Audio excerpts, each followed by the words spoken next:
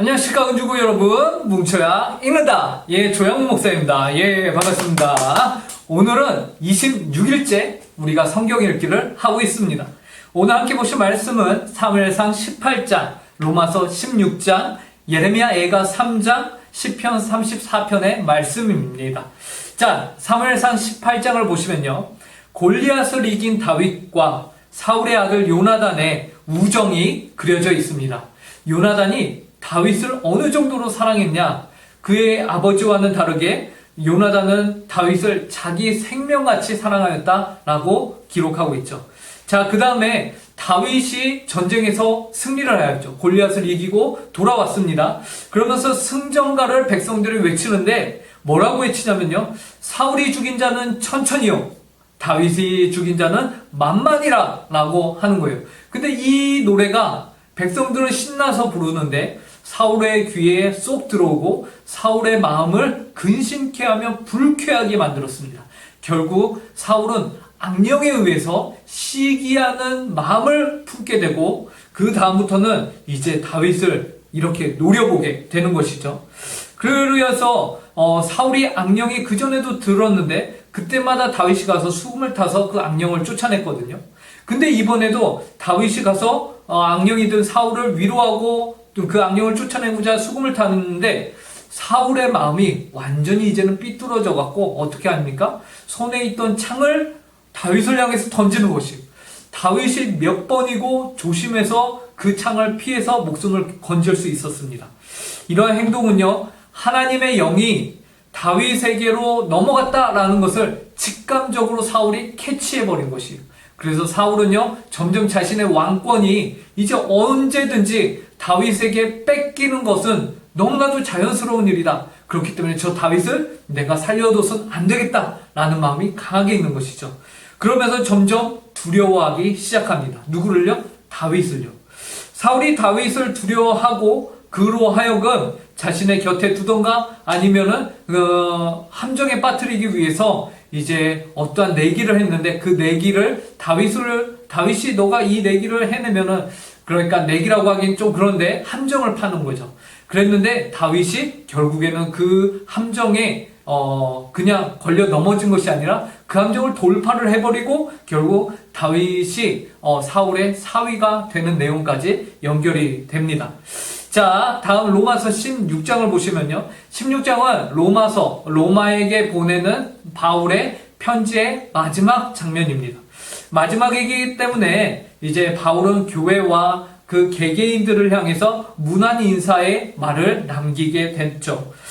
바울의 사역은 결코 이 문안 인사를 보면은 수많은 사람들이 함께 협력하였다라는 것을 우리가 볼 수 있습니다. 이처럼 하나님의 사역은요, 결코 혼자 하는 것이 아닙니다.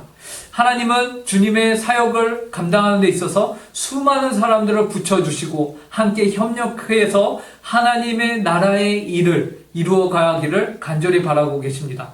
자, 우리 은중고도요, 하나님의 몸된 교회예요. 우리 은중고도요, 하나님의 일을 해내는 교회입니다. 자, 그렇다면은 우리는 과연 우리 안에 어떠한 연합을 이루어서 하나님의 일을 해내야 하는 것일까요? 자, 우리 스스로 함께 고민해 보시고요. 우리가 한 몸이다. 우리가 함께 하나님의 나라의 일을 이루어야 하는 공동체다라는 생각을 하시면서 로마서 16장을 보시면 좋을 것 같습니다. 자, 예레미야 애가 3장입니다.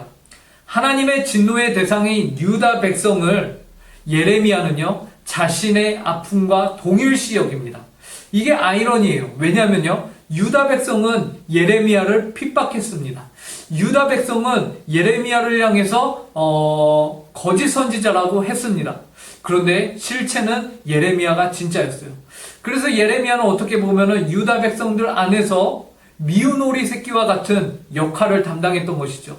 그래서 어떻게 보면은 이 땅이 자신이 예언한 대로 망해버린 것이 그에게는 기쁨이 될 수도 있었을 거예요.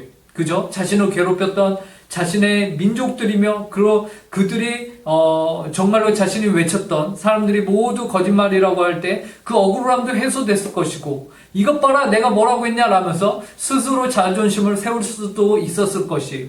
그런데 예레미야는요, 그러지 않았습니다. 그는 자신들의 동족들의 아픔에 함께 아파했습니다. 함께 슬퍼했습니다.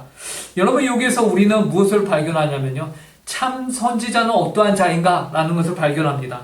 예레미야는요, 이 유다 땅이 망하기 전부터도요 참 선지자였는데, 망한 다음에도 참 선지자입니다. 무엇을 통해서요? 자신이 속한 사회를 향해서 정말로 안타까워하는 마음이 그 가운데 있었기 때문이죠. 그는 나는 저들과 달라가 아니라 내가 저들입니다 라는 마음으로 기도하며 탄식을 합니다. 자, 세상을 향한 우리가 살아가는 이 세상도 우리가 이 세상 가운데 속해 있다. 대한민국 가운데, 그리고 여러분들의 속해 있는 그 학교 가운데 여러분들이 바로 예레미야 선지자와 같은 선지자라는 사실을, 성도라는 사실을, 크리스찬이라는 사실을 잊지 마시기 바랍니다. 자, 마지막 시편 34편입니다. 시편 34편에서는요, 다윗이 사울을 피해 블레셋이라는 땅으로 도망가서 지은 시편이에요.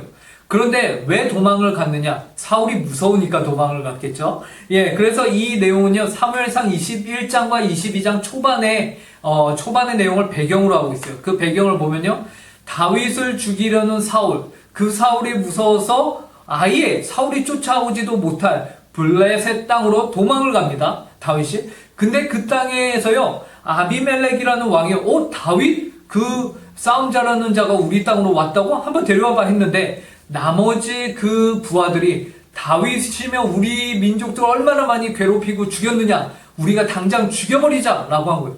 그러자 다윗이 여기도 내가 피할 곳이 아니구나 라면서 어떻게 하냐면 미친 척을 해요. 침을 질질 수염에 흘리면서 막 이러고 있는 거예요. 그 모습을 보자 아비멜렉이, 야, 우리 땅에 미친놈이 부족해갖고 저 다윗도 데려왔냐? 당장 내쫓아라 라고 한 거예요. 그 순간 이제 다윗이 미친 척해서 쫓겨났지만 목숨을 건졌잖아요. 우리는 이 정도면은 짜증나, 내 인생 왜 이렇게 꼬이냐라고 할 텐데, 다윗은요 이 시편 34편을 기록하고서는요 하나님께 감사합니다 라고 고백하고 있다라는 사실이에요. 와, 대단하죠. 매 순간 죽음의 문턱에서, 사울로부터 그리고 블레셋에서 아비멜렉으로부터 죽음의 문턱에서 살아남은 다윗은요 불평하지 않습니다. 그에게는 늘 하나님을 향한 감사와 찬양이 넘쳤다는 거. 우리 또한 우리 삶 가운데 불평할 것들을 집중하는 것이 아니라 감사할 것들에, 감사할 제목들에 우리가 집중하였으면 좋겠습니다.